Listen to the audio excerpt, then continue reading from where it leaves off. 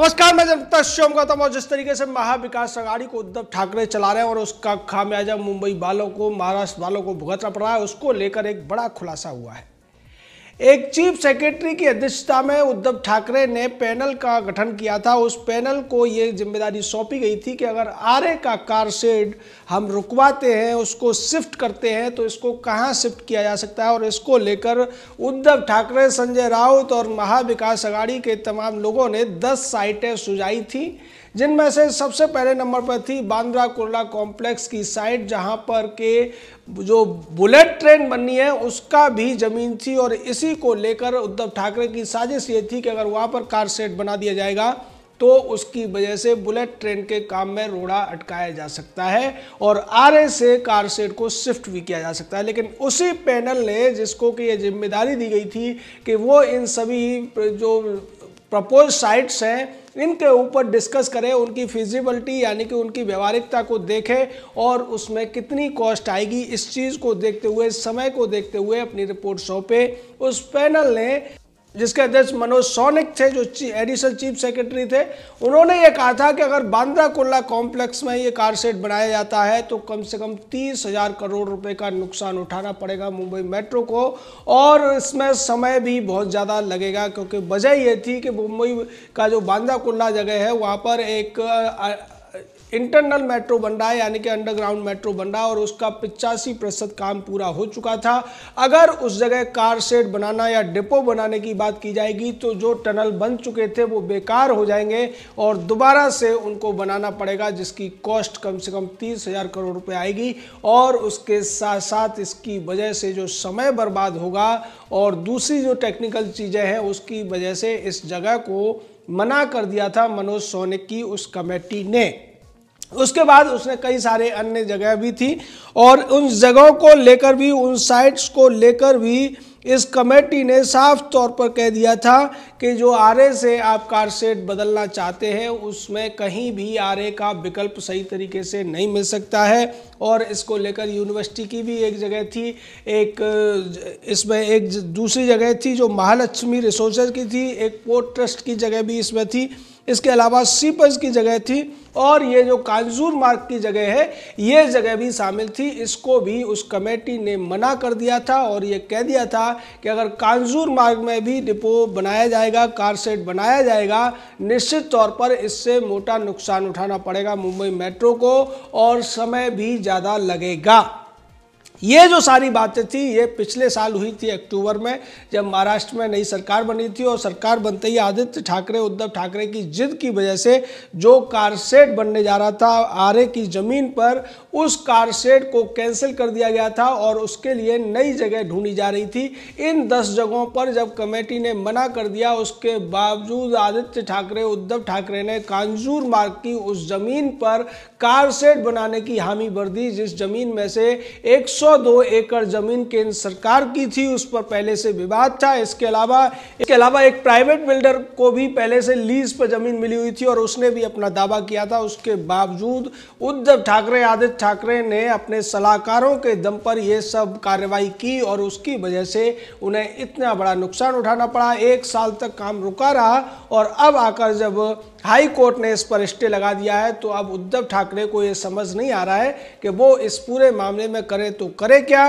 जैसा कि देवेंद्र फडणवीस ने कहा भी कि उद्धव ठाकरे को अपनी गलती मान लेनी चाहिए और आरए कार शेड का जो काम उन्होंने रुकवाया था उसको दोबारा से शुरू करा के वो अपनी गलती में सुधार कर सकते हैं। इसके अलावा देवेंद्र फडणवीस ने इस पूरी रिपोर्ट के लीक होने के बाद ये कहा कि इस रिपोर्ट को देखने के बाद तो ऐसा लगता है कि जो उद्धव ठाकरे के जो व्यवहार है वो बचकाना है और हास्यास्पद भी है। इतनी सारी कमेटी के बाद, इतनी सारी कमेटी की डिटेल्ड रिपोर्ट के बाद भी अगर उद्धव ठाकरे ने आरए के कार शेड को बदलने का फैसला लिया और उसको बदलने के बाद हाई कोर्ट से झटका लगा, निश्चित तौर पर इससे उद्धव ठाकरे की किरकिरी हुई है, उन्हें शर्मिंदगी उठानी पड़ी है। लेकिन शर्मिंदगी उठाने के बाद भी अगर आदमी अपनी गलती को मान लेता है, गलती को मान के उसको सुधार लेता है तो इसमें कोई बुराई नहीं है। और अब उद्धव ठाकरे को अपने सलाहकारों के दम पर काम करना छोड़ देना चाहिए। जो सलाहकार उन्हें डुबोने की सलाह देते हैं, जो सलाहकार उन्हें ही नहीं मुंबई और महाराष्ट्र को नुकसान पहुंचाने की सलाह देते हैं, ऐसे सलाहकारों से बचने की जरूरत है।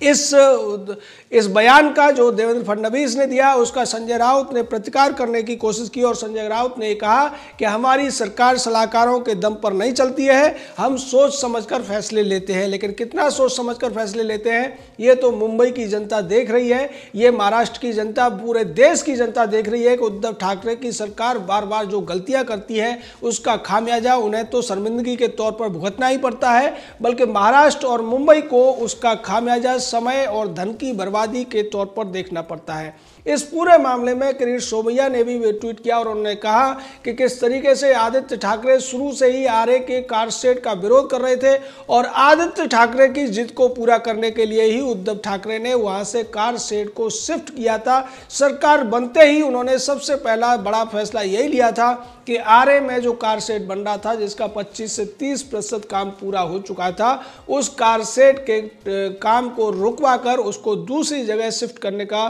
फैसला ले लिया और इसके लिए एक कमेटी बनाई गई। मनोज सौनिक के नेतृत्व में उस कमेटी को जिम्मेदारी दी गई कि 10 जगहों पर वो ये चेक करें कि कहाँ पर बेहतरीन कारशेड बन सकता है जिसको कि आरए कारशेड का विकल्प के तौर पर आगे रखा जा सकता है। लेकिन इस कमेटी ने जो जो जगह उसको बताई गई थी, जहाँ जहाँ की ज़मीनों को लेकर उसको डिटेल रिपोर्ट तैयार करने की बात की गई थी, उन सभी ज़मीनों को खारिज कर दिया था। बीकेसी की ज़मीन को तो 30,000 करोड़ रुपए का नुकसान बताकर खारिज किया गया था जो बांदा कुर्ला कॉम्प्लेक्स में थी, और उसके अलावा कांजूर मार्ग को लेकर भी आपत्तियां जताई गई थी। लेकिन फिर भी आदित्य ठाकरे की जिद के सामने झुकते हुए उद्धव ठाकरे ने कांजूर मार्ग में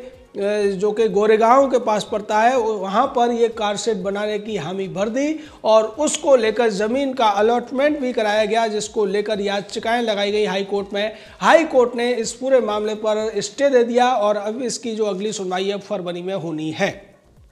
इस पूरे मामले में एक चीज़ समझ में आती है कि किस तरीके से जो ब्यूरोक्रेसी है वो काम करती है, किस तरीके से राजनीतिक पार्टियां काम करती हैं और किस तरीके से ये पूरा का पूरा जो घालमेल है उसकी वजह से नुकसान जनता को उठाना पड़ता है। जैसा किरीट सोमैया शुरू से कह रहे थे कि अगर कांजूर मार्ग में ये काम चलेगा तो इससे 5 साल का डिले होगा और साथ में करीब करीब 5,000 करोड़ रुपए का एक्स्ट्रा कॉस्ट भी पड़ेगी। लेकिन ऐसा लगता है कि उद्धव ठाकरे को एक्स्ट्रा कॉस्ट से कोई लेना देना नहीं था, क्योंकि उन्हें यह लगता है कि जो एक्स्ट्रा पैसा है वो उनकी जेब से तो जाने वाला नहीं है, जनता का पैसा है, कहीं भी खर्च हो उन्हें क्या फर्क पड़ता है। लेकिन अब इस रिपोर्ट के लीक होने के बाद में महाराष्ट्र सरकार को जवाब देते नहीं बन रहा है। अब महाराष्ट्र सरकार से यह पूछा जा रहा है कि आरए की कारशेड को बदलने के लिए पहले आप 30,000 करोड़ रुपए का नुकसान उठाने के लिए राजी हो गए थे और बाद में 5,000 करोड़ रुपए का नुकसान उठा रहे थे। इस पूरे नुकसान को उठाने की, कॉस्ट को बढ़ाने की और इस पूरे मामले में समय की बर्बादी करने की जरूरत क्या थी? आपको राजनीतिक दुश्मनी निभानी थी वो ठीक है,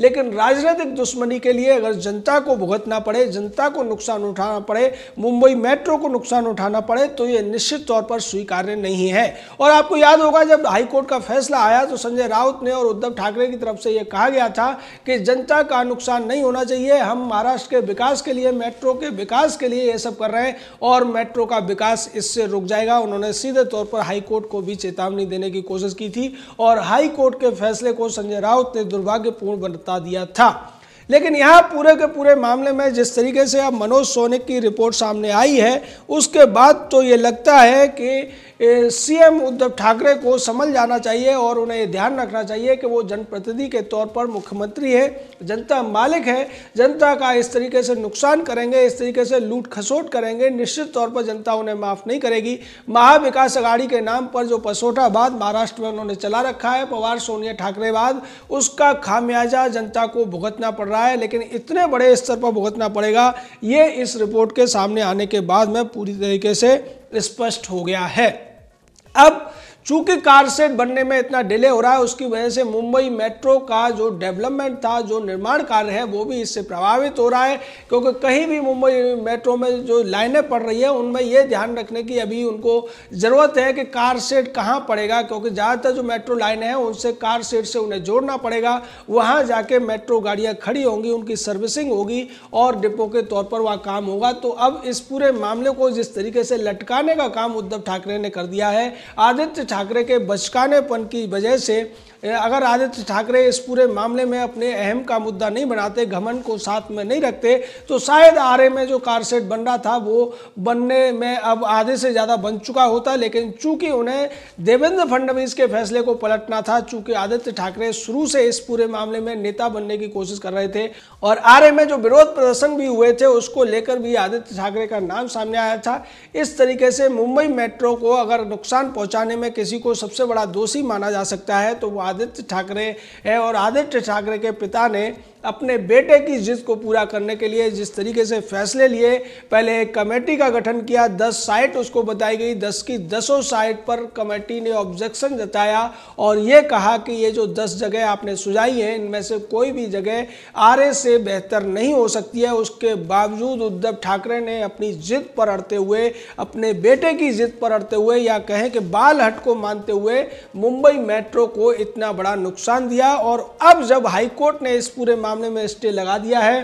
तमाम लोगों ने इस पर आपत्तियां जता रखी है, केंद्र सरकार की जमीन इसमें फंसी हुई है, उसके बावजूद उद्धव ठाकरे अपनी गलती मानते हुए इस पूरे मामले को निपटाने की कोशिश नहीं कर रहे हैं। इसी बात पर देवेंद्र फडणवीस ने जो कहा कि ये बचकानापन है और ये हास्यास्पद है, उद्धव ठाकरे को गलती मान लेनी चाहिए और उन सलाहकारों की सलाह न मानकर मुंबई और मुंबई मेट्रो के हित में फैसला लेना चाहिए, जिससे समय और पैसे की बचत हो और मुंबई मेट्रो को कार सेट जल्दी से जल्दी मिल सके। जय हिंद, जय भारत।